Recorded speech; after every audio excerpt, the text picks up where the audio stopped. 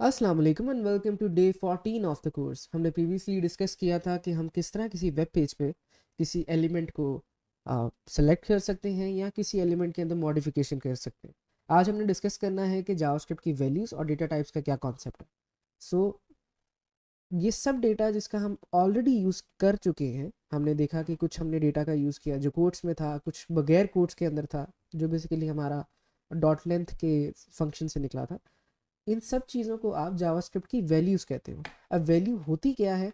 Values are basically chunk of information, chunk of data है जिसका आप यूज़ करते हो, और हर वैल्यू की, हर डेटा की डिफरेंट टाइप्स होती हैं। हो सकता है कि कुछ डेटा हो जो आपका नंबर्ड हो सकता है कुछ डेटा आपका ऐसा हो जिसकी टाइप टेक्स्ट हो, right, text data. So first of all हम बात करते हैं टेक्स्ट डेटा की। टेक्स्ट डेटा को जावास्क्रिप्ट के अंदर आप स्ट्रिंग्स के नाम से बुलाते हैं, ठीक है। So textual data is also known as strings. Strings को आप लिखते किस तरह, अब ये देखते हैं। स्ट्रिंग्स के लिए हमने जो अभी तक नोटेशन देखी है, हमने देखा कि डबल कोट्स के अंदर जो भी टेक्स्ट आप लिखते हो उसको स्ट्रिंग कहते हैं, लेकिन स्ट्रिंग को आप सिंगल कोट्स के अंदर भी लिख सकते हो और बैक टिक्स के अंदर भी लिख सकते हो। हम इसको टाइप करके देखते हैं। अगर मैं लिखता हूँ डबल कोट्स के अंदर दिस इज अ स्ट्रिंग, तो ये एक टेक्सचुअल डेटा है जिसका मैं यूज़ कर रहा हूँ। ये एक ऐसी वैल्यू है, ये दिस इज स्ट्रिंग एक वैल्यू, और इसकी जो डेटा टाइप है वो स्ट्रिंग है। सिमिलरली मैं इसको सिंगल कोट्स के अंदर भी लिख सकता हूँ, और इसी तरीके से इसको मैं बैक टिक्स के अंदर भी लिख सकता हूँ। बैक टिक्स सबसे नया तरीका है। बैक टिक्स बेसिकली आप जो आपका टैब का बटन होता है कीबोर्ड के ऊपर, उसके अबव वाला, उसके ऊपर वाला जो बटन है वन के बिल्कुल लेफ्ट साइड पे, उसका यूज़ करके लिखते हैं। सो वन बैक टिक, और ये क्लोजिंग बैकटिक। बैकटिक्स के फर्दर ऑन भी काफ़ी एडवांटेजेस आपको मिलते हैं, वो हम बाद में डिस्कस करेंगे। लेकिन तीन तरीके हैं मेन जिसके ज़रिए आप स्ट्रिंग को लिख सकते हैं: सिंगल कोट, डबल कोट, और बैकटिक्स का यूज़ करके। सिमिलरली हमारे पास अ, ऐसा डेटा भी है जो नंबर डेटा होता है। अगर हम बात करें कि 42 जो कोट्स में लिखा है और 42 जो बगैर कोट्स के लिखा है, क्या ये इक्वल है? Obviously not. जो कोट्स के अंदर चीज़ें लिखी हैं वो स्ट्रिंग्स हैं, वो टेक्सचुअल डेटा है। और जो कोट्स के बगैर नंबर्स लिखे हैं, सिर्फ नंबर्स की बात हो रही है, कैरेक्टर्स की बात नहीं हो रही, सिर्फ नंबर्स की बात हो रही है। अगर 42 स्ट्रिंग्स के अंदर लिखा है और 42 आपके बगैर कोट्स के लिखा है, तो ये वाला 42 बेसिकली ऐसी वैल्यू है जिसकी टाइप नंबर है, और ये वाला 42 एक टेक्सचुअल डेटा है जिसकी टाइप स्ट्रिंग है, राइट। सो ये चीज़ हम एक अपने एक्स्ट्रा फंक्शन से भी टेस्ट कर सकते हैं। टाइप ऑफ फंक्शन हमें मिलता है जिसके ज़रिए हम अपनी वैल्यूज़ की डेटा टाइप को चेक कर सकते हैं। सो अगर मैं यहाँ पे लिखता हूँ टाइप ऑफ डबल कोट, अब जैसे ही मैं डबल कोट लिख रहा हूँ वहाँ पे आ रहा है नीचे स्ट्रिंग, हालांकि अंदर मैंने कुछ नहीं लिखा अभी। सिमिलरली अगर मैं सिंगल कोट लिख रहा हूँ तब भी स्ट्रिंग आ रहा है, और अगर मैं बैक टिक्स का यूज़ कर रहा हूँ तो तब भी वहाँ पे स्ट्रिंग आ रहा है। सो डबल कोट्स 42 वो कह रहा है कि ये वाली वैल्यू जो है आपकी, ये स्ट्रिंग डेटा टाइप की है। सिमिलरली अगर मैं बगैर कोट्स के 42 लिखता हूँ तो वो बता रहा है कि ये वाली 42 की वैल्यू आपकी डेटा टाइप है नंबर, राइट। सो ये दोनों चीज़ें इक्वल नहीं है, कहने का मतलब सिर्फ ये। अच्छा, अगर मैं सिंपल ए बी सी लिखता हूँ ना तो ये एरर आ जाएगा। कोट्स के बगैर कतई ये मतलब नहीं है कि हर चीज़ ही नंबर हो जाएगी, जो नंबर्स हैं वही नंबर कहलाएंगे। सिमिलरली हमने ये वाली चीज़ कर ली। अब नंबर्स डेटा टाइप की जिसकी हमने ऑलरेडी डिस्कशन कर ली, उसके बारे में थोड़ा और देखते हैं। अब नंबर्स आपके पॉजिटिव भी हो सकते हैं, आपके नंबर नेगेटिव भी हो सकते हैं, आपके नंबर एक्सपोनेंशियल भी हो सकते हैं, और आप एक इन्फिनिटी नंबर का भी यूज़ कर सकते हैं। तो आपके नंबर्स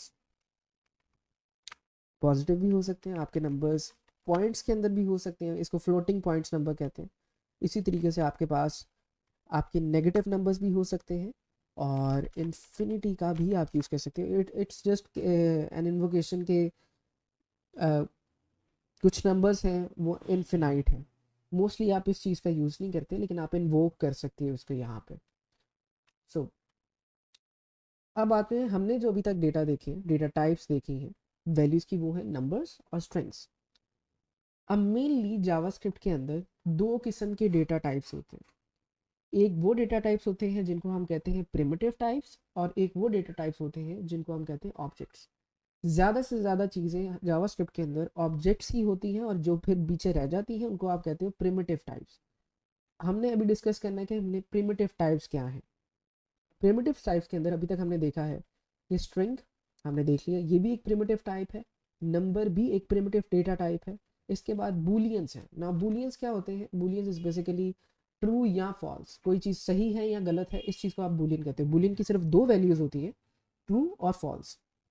तो अगर मैं कहता हूँ टाइप ऑफ ट्रू, तो वो कहता है कि बूलियन डेटा टाइप है, ठीक है। ट्रू जो वैल्यू है इसकी डेटा टाइप क्या है? बूलियन। सिमिलरली जो फॉल्स वैल्यू है एक, इसकी डेटा टाइप है बूलियन। तो इसकी सिर्फ ये दो ही वैल्यूज होती हैं, ट्रू। बूलियन जो टाइप है वो या तो फॉल्स हो सकती है या तो ट्रू हो सकती है। सिमिलरली अब अनडिफाइंड क्या होता है और नल क्या होता है, इन दोनों के अंदर अगर देखा जाए तो प्रोनाउंसिएशन के अंदर इस तरह लगता है कि दोनों चीज़ें एक जैसी हैं, लेकिन एक जैसी नहीं है। अनडिफाइंड एक आप इस तरह की चीज़ को कहते हो जिसको आपने डिफाइन नहीं किया होता, ठीक है। और नल एक ऐसी चीज़ होती है जिसको आपने वाजे तौर पे कहा होता है कि हमने इस चीज़ को एम्प्टी रखना है, इसको खाली रखा जाना।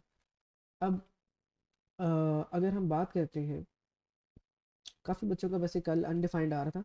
अगर आपने कल देखा हो किसी भी हमने क्यूरी सिलेक्टर से किसी, अगर हम यहाँ पे देखें डॉक्यूमेंट डॉट क्यूरी सिलेक्टर, और इधर मैं रैंडमली कुछ भी सिलेक्ट कर लेता हूँ। मैं कहता हूँ कि कोई भी इब्शाम नाम की क्लास को आप निकाल के दो। अब ये जो नल कह रहा है ना, रिटर्न कह रहा है, इसका मतलब सिर्फ ये है कि इस तरह की कोई चीज़ एग्जिस्ट ही नहीं करती, इट इज़ एम्प्टी, ठीक है। और इसी तरीके से हो सकता है किसी एलिमेंट का आपको रिटर्न हो और अनडिफाइंड नज़र आ रहा हो। अनडिफाइंड नज़र आने का मतलब ये है कि वो चीज़ एग्जिस्ट तो करती है, वो एलिमेंट एग्जिस्ट करता है, लेकिन उसके अंदर कोई डेटा नहीं है, उसके अंदर कोई वैल्यू नहीं है, ठीक है। सो अनडिफाइंड क्या है? अनडिफाइंड इज बेसिकली कोई भी ऐसी चीज़ जिसके अंदर वैल्यू एग्जिस्ट नहीं करती, ठीक है, या आप भूल गए हैं वैल्यू को डालना। और नल एक ऐसी चीज़ है जिसके अंदर आपने खुद ज़ाहरी तौर पे ये आपकी चाहत है कि उसके अंदर आपने वैल्यू नहीं रखनी, उसको आपने एम्प्टी रखना है, ठीक है। तो हमने बूलियंस देखे। बूलियंस क्या है? या तो उसकी वैल्यू होगी ट्रू या इसकी वैल्यू होगी फॉल्स। सिमिलरली अनडिफाइंड और नल के अंदर हमने डिफरेंस देखा कि अनडिफाइंड का मतलब क्या है कि एक्सीडेंटली नथिंग। हो सकता है कि आपसे गलती से किसी एलिमेंट पे आपकी वैल्यू ना दी हो आपने, तो उस चीज़ का आंसर आ जाएगा कि आपकी वैल्यू अनडिफाइंड है। और नल का क्या मतलब है कि आपने डिलिबरेटली बताया हो कि आपको कोई चीज़ एम्प्टी चाहिए।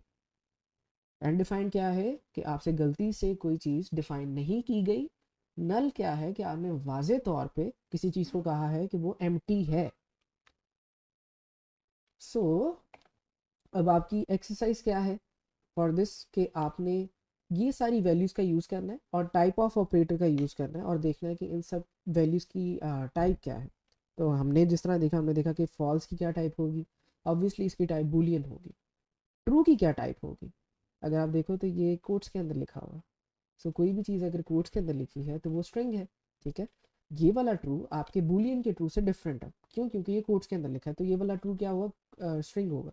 सिमिलरली डॉक्यूमेंट डॉट टाइटल क्या है, इसकी टाइप ऑफ ऑपरेटर से आप इसको भी देख सकते हैं। सिमिलरली वो कह रहे हैं कि आपके पास एक स्ट्रिंग लिखा हुआ है, उसके बाद आपने उसके ऊपर डॉट लेंथ का फंक्शन अप्लाई किए। अब इसकी टाइप क्या होगी? ऑब्वियसली डॉट लेंथ हमें क्या रिटर्न करता है?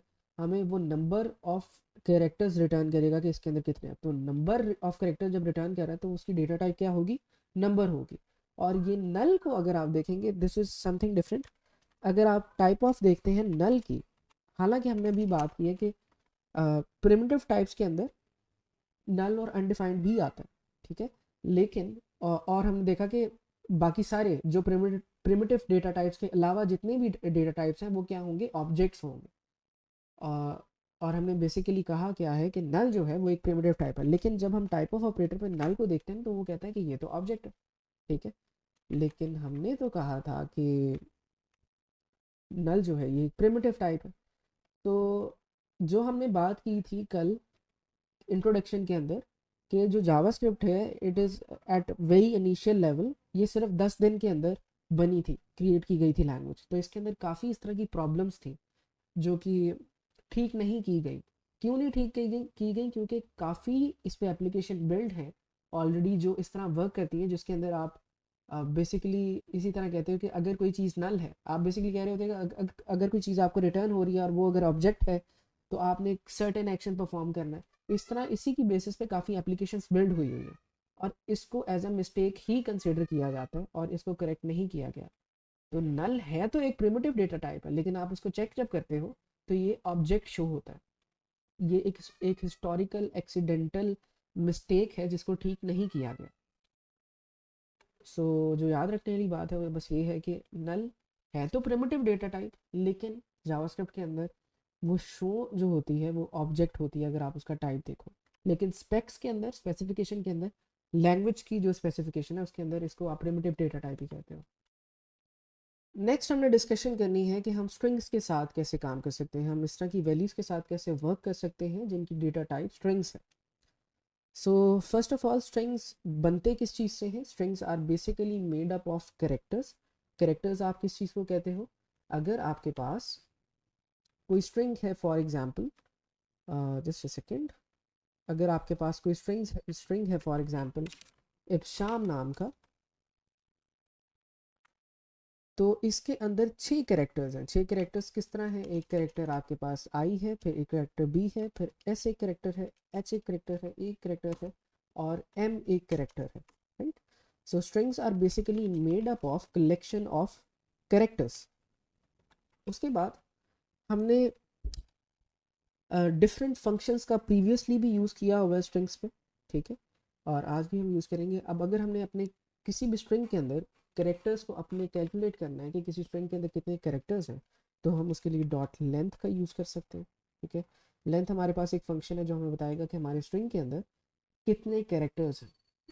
इसी तरीके से हमारे जो स्ट्रिंग्स होते हैं उसके हर एक कैरेक्टर को एक पोजीशन एलोकेट की जाती है। अब पोजीशन से मतलब क्या होता है, अगर मैं आपको पास ये चीज़ ड्रॉ करके दिखाऊं,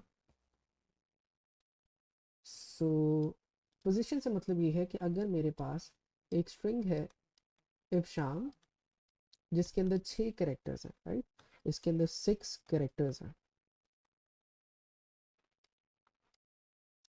अब हर एक कैरेक्टर को मेरी एक पोजीशन मिलती है। आपने एक चीज़ याद रखनी है कि जब भी प्रोग्रामिंग की बात हो रही होती है तो पोजीशन का मतलब होता है इंडेक्स, ठीक है। हर एक कैरेक्टर को इस स्ट्रिंग के अंदर एक इंडेक्स मिला होगा। इंडेक्स आप किस तरह कैलकुलेट करते हो? आप बेसिकली इन सब कैरेक्टर्स को हम डिवाइड कर लेते हैं। हम लिख लेते हैं IBSHAM। जो आपका स्टार्टिंग इंडेक्स होता है किसी भी प्रोग्रामिंग लैंग्वेज के अंदर वो होता है 0। सिमिलरली 1 2 3 4 5। अब आप कर कैसे क्या सकते हो? बेसिकली आप इस इंडेक्स के बेसिस पे अपने कैरेक्टर्स को एक्सट्रैक्ट कर सकते हो। आप कह सकते हो कि इस इब्शाम के स्ट्रिंग के अंदर 0 पोजीशन के ऊपर या 0 इंडेक्स के ऊपर कौन सा कैरेक्टर है, तो वो आपको निकाल के दिखा देगा। या आप ये पूछ सकते हो उससे कि जो एस आपका कैरेक्टर है इसका इंडेक्स क्या है, इसकी पोजीशन क्या है। तो 0 पोजीशन पे क्या है हमारे पास? हमारा आई है। 1 पोजीशन पे क्या है हमारे पास? हमारा बी है। 2 पोजीशन पे हमारे पास क्या है? हमारा एस है। 3 पे एच है। 4 पे ए है और 5 पे एम है। सिमिलरली अगर अब हम वापस अपने कंसोल पे आते हैं तो हम इंडेक्स ऑफ ऑपरेट फंक्शन का यूज़ कर सकते हैं। अगर हमारे पास इसी तरीके से एक स्ट्रिंग है इब्शाम और इसके ऊपर हम इंडेक्स ऑफ फंक्शन का यूज़ करते हैं। अब इंडेक्स ऑफ फंक्शन के अंदर आपने जो पैरामीटर या इन्फॉर्मेशन देनी होती है वो ये देनी होती है कि आपने कैरेक्टर अपना डिफाइन करना होता है जिसकी आपने पोजीशन जानना चाहते हैं। तो यहाँ पे मैं कहता हूँ कि मेरी जो इब्शाम के लास्ट कैरेक्टर है एम, उसकी क्या पोजीशन है? 5, ठीक है। वो बता रहा है, नीचे लिखा हुआ आ रहा है कि इसकी पोजीशन 5 है। सिमिलरली अगर मैं ए लिखता हूँ तो इसकी पोजीशन 4 है। अच्छा, अगर मैं यहाँ पे अब करेक्टर एक लिखता हूँ, स्ट्रिंग लिखता हूँ अथरुवा नाम का, इसके अंदर 2 ए है। तो अगर मैं इसको कहूँगा इंडेक्स ऑफ को कि मुझे ए की पोजीशन बताए, तो ये मुझे फर्स्ट ए की पोजीशन बताएगा या लास्ट की बताएगा? जब मैं ए लिखता हूँ तो ये मुझे सिक्स्थ की बता रहा है, यानी कि लास्ट की बता रहा है। क्यों? क्योंकि मैंने क्या स्मॉल ए लिखा है। इसी तरीके से अगर मैं लास्ट लिखता हूँ तो मुझे वो बताता है कि आपकी 0 पोजीशन है। लेकिन अगर दोनों चीज़ें सेम हैं, दोनों सेम हैं, और मैं ए लिखता हूँ, तो ये मुझे जो फर्स्ट कैरेक्टर होगा मेरा सिर्फ उसी की पोजीशन बताएगा, फिर ये बाद वाला जो कैरेक्टर होगा उसकी पोजीशन नहीं बताएगा। इसी तरीके से अगर मैं कोई इधर कोई ऐसा कैरेक्टर लिखता हूँ कि जो एग्जिस्ट नहीं करता, अगर मैं ए लिख रहा हूँ तो उसकी पोजीशन हमेशा -1 बताएगा, या मैं 1 लिखता हूँ तो, या 4 लिखता हूँ, कुछ भी लिखूंगा इस तरह का जो उस स्ट्रिंग के अंदर एग्जिस्ट नहीं करता, उसके उसकी इंडेक्स या उसकी पोजीशन ये मुझे -1 से डिनोट करता है। इसका मतलब सिंपल ये है कि वो कैरेक्टर एग्जिस्ट नहीं करता इसके अंदर। अब नेक्स्ट हम इसके अंदर क्या कर सकते हैं? अ, अच्छा, अब इंडेक्स ऑफ फंक्शन से आपने ये तो देख लिया कि आपके कैरेक्टर्स की पोजीशन क्या है, आप इनको एक्सट्रैक्ट भी कर सकते हो। हमने कहा था कि 5 इब्शाम के 6 पे जो बेसिकली एम हमारा कैरेक्टर था उसकी पोजीशन थी 5, राइट? सो मैं लिख सकता हूँ इब्शाम, और इसके बाद मैं स्क्वायर ब्रैकेट्स का यूज़ कर सकता हूँ। इन ब्रैकेट्स के बाद मैं 5 अगर लिखता हूँ तो मुझे एम बाहर निकल के आ जाता है स्ट्रिंग की फॉर्मेट के अंदर। सिमिलरली अगर मैं 2 लिखता हूँ तो मेरे पास एस आ जाता है। एस क्यों आता है? क्योंकि आई 0 पे है, बी 1 पे है, और एस 2 पे है। हमने यहाँ पे जिस तरह देखा, एस हमारा 2 इंडेक्स पे है या 2 पोजिशन के ऊपर है। सो हमने इंडेक्स ऑफ भी देख लिए, पोजिशंस भी देख लिए, और इसके बाद हम देखते हैं कि आप किसी स्ट्रिंग के अंदर ये भी देख सकते हैं कि कोई करेक्टर एग्जिस्ट करता है कि नहीं करता, या कलेक्शन ऑफ करेक्टर्स एग्जिस्ट करते हैं या नहीं करते। तो ये देखने के लिए आप सिंपली इसको क्लियर करते हैं। यहाँ पे लिखेंगे कोई भी स्ट्रिंग, फॉर एग्जांपल मैंने अलोहा लिख दिया, और मैंने अलोहा स्ट्रिंग के ऊपर इंक्लूड्स का फंक्शन यूज़ करना है। अब इंक्लूड्स के फंक्शन के अंदर मैंने कुछ करेक्टर्स या कलेक्शन ऑफ करेक्टर बताने हैं, सिर्फ ये पूछने के लिए कि वो एग्जिस्ट करते हैं कि नहीं। अब मैंने कुछ नहीं अंदर डाला तो वो कह रहा है ट्रू। क्यों कह रहा है? क्योंकि ऑब्वियसली अलोहा एक स्ट्रिंग है, स्ट्रिंग तो है ना वो, तो वो ट्रू कह रहा है। अब अगर मैं यहाँ पर डालता हूँ आई, तो वो कहता है फॉल्स, आपके स्ट्रिंग के अंदर आई नाम का कोई भी करेक्टर नहीं है। सिमिलरली ए नाम का करेक्टर है, वो कहता है हाँ जी है। या कैपिटल ए है, वो कहता है। अगर मैं लो लिखता हूँ तो लो भी है, लेकिन मैं ओ एल लिखता हूँ तो वो कहता है कि नहीं है, क्योंकि कलेक्शन के हिसाब से ओल कोई भी जो प्रोनाउंसिएशन है वो मेरे सेंटेंस के अंदर नहीं है, लेकिन लो का लो जो है वो मेरे स्ट्रिंग के अंदर है, तो वो कह रहा है ट्रू है। सिमिलरली अगर मैं कहता हूँ लोहा, तो वो भी है। अगर मैं पीछे ए ऐड कर देता हूँ और ऐसे हटा देता हूँ तो ये है। लेकिन अगर मैं इस ए को स्मॉल कर दूंगा तो ये फॉल्स मुझे आंसर करेगा। तो आपने जो अपने वर्ड्स की, अपने कैरेक्टर्स की कैपिटलाइजेशन है और लोअर केसिंग है, उसका भी ध्यान रखते हैं। सो नेक्स्ट हमने देखना है, हम अपने ये भी देख सकते हैं कि हमारा जो भी स्ट्रिंग है वो स्टार्ट किस वर्ड से होता है। अब अगर तो वो उस वर्ड से स्टार्ट होता है जो हम उसको देंगे, तो ये हमें ट्रू या फॉल्स यानी कि बूलियन की वैल्यू रिटर्न करेगा। अगर मैं कहता हूँ कि मेरा करेक्टर क्या ए से स्टार्ट होता है, तो वो कहता है हाँ जी ए से ही होता है। क्या स्मॉल ए से होता है? नहीं। सिमिलरली मैं जैसे स्टार्ट्स विद है, वैसे आई थिंक एंड्स विद भी हमारे पास एक फंक्शन है। तो क्या हमारा जो स्ट्रिंग है वो ए से एंड हो रहा है? हो रहा है। सिमिलरली अगर मैं अलोहा की जगह इब्शाम लिखता हूँ, तो क्या मेरा स्ट्रिंग ए से एंड हो रहा है? नहीं हो रहा, तो वो फॉल्स रिटर्न करेगा। एम से हो रहा है? हो रहा है। तो स्ट्रिंग के अंदर काफ़ी फंक्शंस हैं जो कि हमें बिल्ट इन मिलते हैं। इन फंक्शंस को आप बिल्ट इन्स भी कहते हो। अब नेक्स्ट हमारा क्या फंक्शन होगा कि at what index does the sub string begin. अच्छा, ये भी वैसे हम देख चुके हैं ऑलरेडी कि अगर आपके पास अलोहा रिटर्न है तो इसका इंडेक्स ऑफ जो सब स्ट्रिंग होता है, कि आपके कैरेक्टर्स के दरमियान में अगर कोई कैरेक्टर है ना, उसको आप सब स्ट्रिंग कहते हैं। तो मैं यहाँ पे लिख सकता हूँ कि ओ एच मेरा कहाँ से स्टार्ट होता है, तो बेसिकली मुझे जो पहला कैरेक्टर होगा उसकी पोजीशन बताएगा। यहाँ पे मुझे ओ की पोजीशन बता रहा है कि ओ एच जो है आपका, उसकी स्टार्टिंग नंबर 2 से होती है। सिमिलरली अगर मैं यहाँ पे लिखता हूँ इब्शाम, और इब्शाम के अंदर मैं कहता हूँ कि एस एच, तो वो कह रहा है कि आपका एस एच जो है वो 2 से स्टार्ट हो रहा है, जो जिस तरह हमने देखा था पीछे भी अपनी डायग्राम के अंदर भी।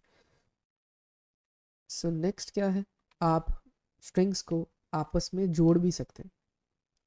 कैसे जोड़ सकते हैं? आप प्लस के साइन का यूज़ करके स्ट्रिंग्स को आपस में जोड़ भी सकते हैं। आप लिखेंगे इब्शाम, और मैं यहाँ पे स्पेस दूंगा पहले तो, और यहाँ पे सी इश लिख दूंगा। अभी हमारे पास दो अलग स्ट्रिंग्स हैं जिनको हम जोड़े हैं, इसको आप कंकैटिनेशन भी कहते हैं। दो अलग स्ट्रिंग्स हैं जिनको हम कंकैटिनेट कर रहे हैं प्लस के साइन का यूज़ करके। प्लस के साइन को आप बेसिकली ऑपरेटर भी कहते हो, इसके बारे में हम बाद में डिस्कशन करेंगे। लेकिन जो अभी आज का मकसद है वो ये है कि आप स्ट्रिंग्स को प्लस के साइन से आपस में कंकैटिनेट भी कर सकते हैं या जोड़ भी सकते हैं, कनेक्ट भी कर सकते हैं, सर एक ही बात है। इसी तरीके से आपके पास स्ट्रिंग्स हैं जिनको आप जिनकी कैपिटलाइजेशन को आप चेंज कर सकते हो। अगर आपके पास सारे कैपिटल लेटर में शाम लिखा है, इसके आप ऊपर to lower case, to local lower case नहीं, to lower case function apply करके इसको सारे कैरेक्टर्स को इसके स्मॉल लेटर्स के अंदर कन्वर्ट कर सकते हो। इसी तरीके से अगर आपके पास स्मॉल के अंदर है इब्शाम लिखा हुआ, तो आप इसके ऊपर to upper case function apply करके इसको सारे लेटर्स को कैपिटलाइज भी कर सकते हैं। अच्छा, सिमिलरली अगर आपके पास कुछ लेटर्स हैं जो बड़े लिखे हैं छोटे लिखे हैं, इससे फ़र्क नहीं पड़ेगा, वो सारे कैरेक्टर्स को आपके कैपिटल या लोअर केस करेगा। अब आते हैं हमारी एक्सरसाइज पे। अच्छा, अब जितनी भी आपने एक्सरसाइजेस परफॉर्म करनी है ना, ये सारी एक्सरसाइजेस आपने उसी प्रोजेक्ट के ऊपर परफॉर्म करनी है। हमने पीछे भी जो एक्सरसाइज देखी है इसके अंदर तो चलो ये था कि आपने सिर्फ टाइप ऑफ का ऑपरेटर यूज़ करना था, ठीक है। आपने देखना है कि आपके पास जो वैल्यूज़ हैं उनकी टाइप्स क्या है। नेक्स्ट जो एक्सरसाइज है उसके अंदर आपने अपने प्रोजेक्ट के फोल्डर को ओपन करना है, जो पार्ट 1 का प्रोजेक्ट का फोल्डर आपको मिला होगा, उसके अंदर आपने बारी बारी इन चीज़ों को एक्सरसाइज करना है। थोड़ी सी कन्फ्यूजन होगी आपको स्टार्टिंग के अंदर, लेकिन अब जिस तरह पहला टास्क है कि add your last name in the players listing. Players की लिस्टिंग क्या है?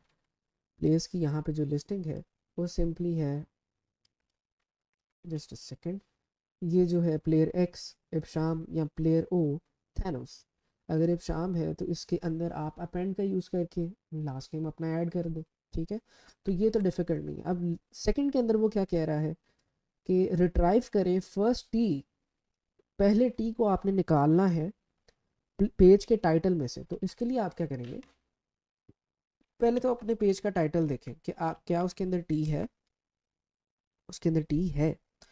तो पेज के टाइटल का टी आप कैसे निकाल सकते हो? हमने बात की थी कि हर एक स्ट्रिंग के अंदर आपके पास नंबर ऑफ कैरेक्टर्स हैं और हर एक कैरेक्टर को आपकी कोई ना कोई इंडेक्स या पोजीशन गिवन होती है, ठीक है। जिस तरह मैं यहाँ पे लिखता हूँ कि 2, तो मेरा वी बाहर आ रहा है। इसी तरीके से मैं अगर सी लिखता हूँ और 5 लिखता हूँ तो मेरा सी बाहर आ रहा है।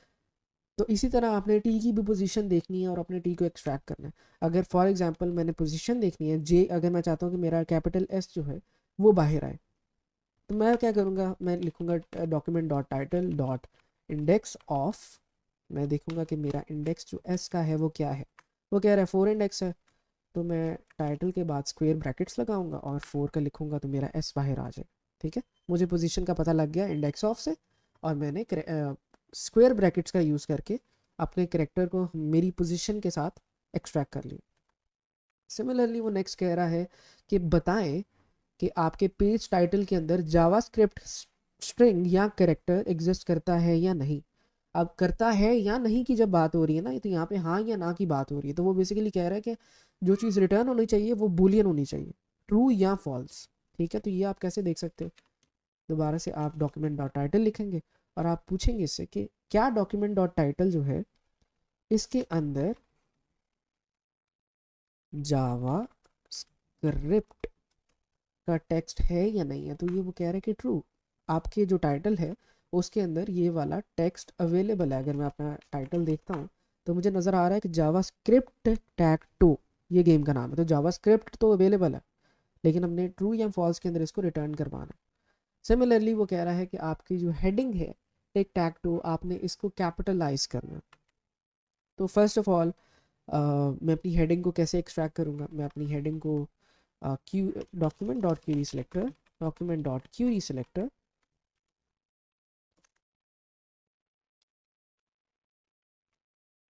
मेरी जो H1 है वो वहाँ पे टिक टैक टू सिलेक्ट हो गई है। अब इसके बाद मुझे इसके टेक्स्ट कंटेंट के अंदर जाना है, क्योंकि मेरा टेक्स्ट कंटेंट मेरी स्ट्रिंग है। हम अभी वर्किंग कर रहे हैं सारी स्ट्रिंग के साथ। अगर मैं इसकी बात करता हूँ तो ये मेरा एक HTML का एलिमेंट है, ये स्ट्रिंग नहीं है। तो मुझे स्ट्रिंग तक जाना है, तो मैंने टेक्स्ट कंटेंट लिखना है, कंटेंट।